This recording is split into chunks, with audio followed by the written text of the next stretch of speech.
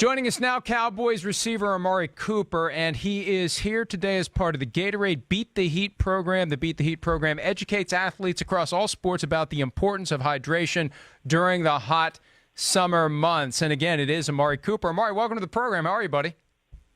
Good. Thanks for having me. Hey, I'm curious. We're in that period now between the off-season program and training camp. How long will Amari Cooper go without catching a pass during the next 5 or 6 weeks? Probably a couple hours while I'm asleep. That's pretty much it. I'm always trying to catch passes. I even have, a couple footballs in my house, and I throw them to myself. Now, do you have a jugs gun that you use, or any other machinery, or do you have somebody who steps in and plays the role of Dak Prescott? What do you do when you're not able to go work out with your teammates and you have that itch to catch passes? Yeah, so when I'm not able to work out with my teammates, I'll just call up somebody. I have a couple friends. Sometimes it's even like high school guys to throw me a couple balls when I need it. A lot of times quarterbacks and receivers will get together during this period from the offseason program to the start of training camp. Any plans for Cowboys players to get together and work on the offense and spend some time together in advance of training camp? Yeah, we're going to do that a couple weeks before training camp. We have a trip planned to San Diego to kind of get together and go over some of the offensive plays and just, run routes and catch a couple passes just to kind of get us ready for training camp. Who picked San Diego? Dak. Did he explain why he picked San Diego? Well, it was between there and a couple different places, but those were the options that he laid before us, and we kind of collectively picked that place. I've gotten the impression that Dak is really flourishing as a leader. Now, I know you've only been with him a limited period of time, but what growth, what changes have you seen from when you arrived last October until now? Well, as soon as I got here, he seemed to have that leadership role down pat. He was really doing a good job with the guys, just motivating us and giving us those talks before the games to get us going. So by the time I got here, he already had it down pat. Does it work when he gives you those talks before the games? Because I know with some quarterbacks, guys are kind of maybe to themselves roll their eyes and maybe it doesn't work. But for Dak, it seems like it's real. Does it really speak to you when he tries to get you guys fired up before the start of a game? Yeah, you can definitely feel it. It seems like it just comes natural to him. It seems like that's who he is. That's the role that he was meant to have with any team that he's on. And so it's not something that feels forced or faked or anything like that. It just feels like that's what he's supposed to do, and so yeah, it's very beneficial for us. Has he said that he wants everyone to go eat a W? Has that happened yet? That's the Jameis Winston. No, I get it. Nah, he hasn't used that one yet.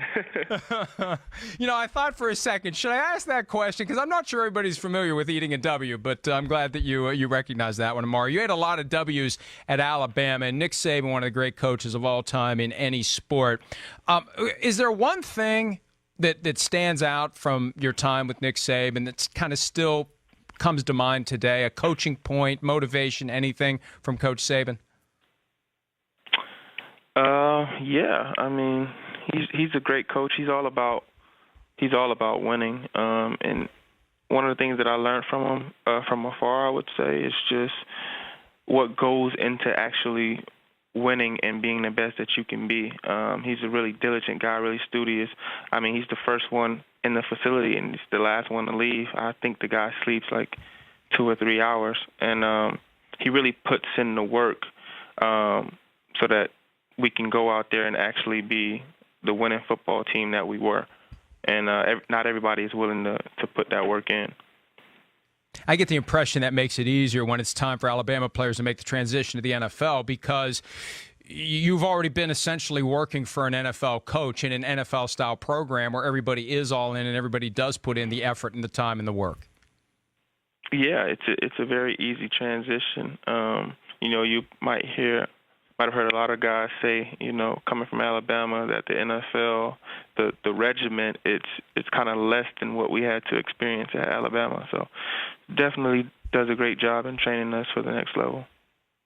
Amari, I think one of the hardest things for anyone to do in the NFL is change teams at the receiver position during a season and make an impact getting thrust into a new offense. How were you able to come in and do so well? While the train is moving, you jumped on board and you had a strong season to finish out the year with the Cowboys. How were you able to pull that off? Yeah, I just put all my energy and effort into actually coming in, learning the system, and playing well. And I just had a will and a want to come out here and just prove myself and just show my teammates and the coaches and the people that traded for me that I was actually, worth the trade. And I think that's how I did it. And, and nothing against the Raiders, but I just feel like sometimes guys need to change of scenery, and it can flip that switch, and it can make all the difference in the world. And I know from afar, Chris Sims and I, looking at your situation last year, it kind of looked like it worked out perfectly, that change of scenery was just what you needed at the right time. Are we right when we come to that conclusion? Yeah.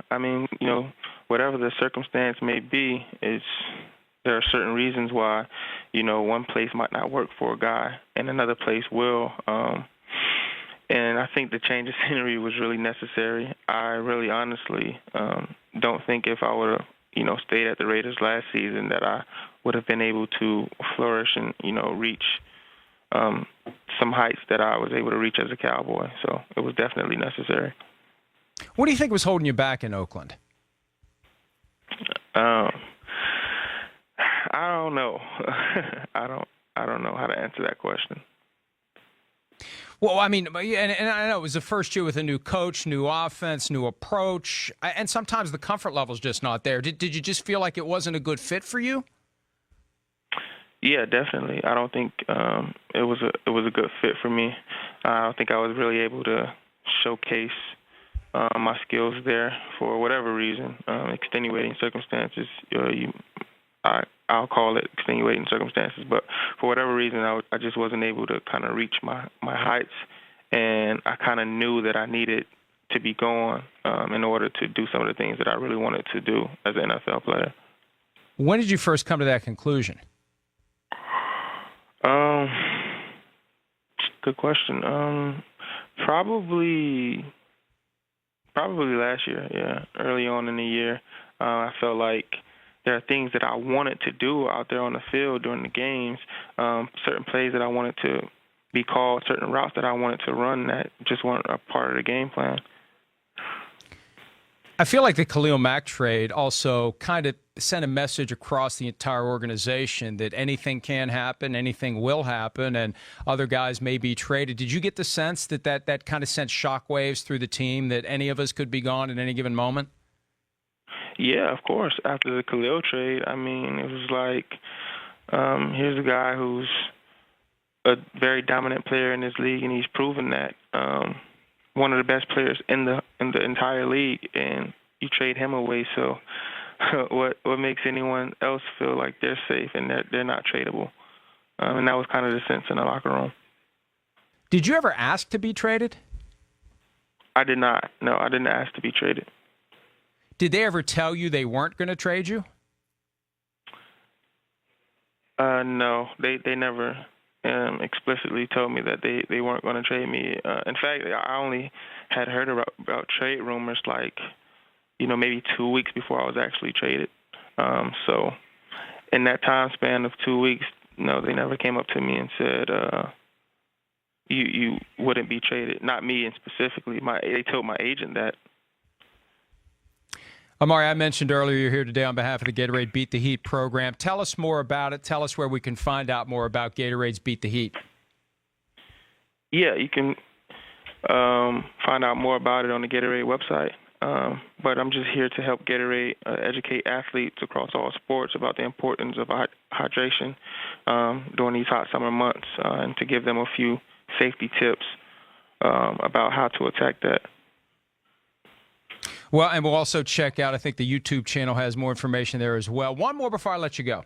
And I'm not going to ask you about your contract. I'm sure everybody wants to ask you about your contract. I know that's something your agent handles on your behalf with the Cowboys. But how does Amari Cooper keep from letting this unsettled contract situation become a distraction for what it is that you need to do? Well, I just approach the game how I've been approaching it. I have a set goal and what I want to accomplish for the season. I just want to be the best player on every field that I step on, and I do the things necessary for me to accomplish those goals, as far as putting in the necessary work to actually do what I set out to do. And I don't even worry about the contract. I think that will take care of itself. I have some really good agents who have been in this position a lot of times, who have gotten contracts for guys done, and that's the reason why I hired them, to do just that. And so I don't worry about that. I just worry about playing football, because that's my job. And performance results in numbers, and you had 1,000 yards last year between the Raiders and the Cowboys. I assume your goal this year is at least 1,000. What's the next number? 1 comma what? What are you shooting for? You got to put a 2 in front of that. 2? Yeah. Wait a minute. You mean 2 comma? You're talking about 2,000 yards? Yeah, that's the goal, man. Well, that's a hell of a goal. Hey, Amari, nobody's ever done that before, so that's one hell of a goal, and we wish you the best as you embark on that. And hey, listen, I don't doubt anybody that's got big goals, and I look forward to seeing you embark on that one, and the Cowboys on their team goals, and good luck with everything that you've got going on. Congratulations on all your success, and we look forward to talking to you down the road. And if you get 2,000 yards, you probably won't talk to us then, because you'll have requests lined up out the door, but hopefully we can get you back on the show if you get 2,000 yards. You will. I'll promise you that.